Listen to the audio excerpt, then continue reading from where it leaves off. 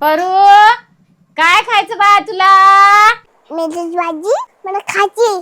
काळी माती निळ पाणी हिरव शिवार ताजा ताजा माळव्याचा हुईला या भार.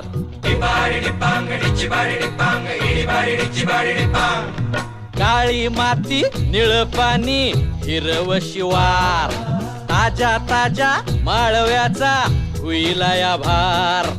ज्वानीच्या या मळ्यामंदी पिरतीच पाणी बघायला कवतिक आलं नाही कुणी.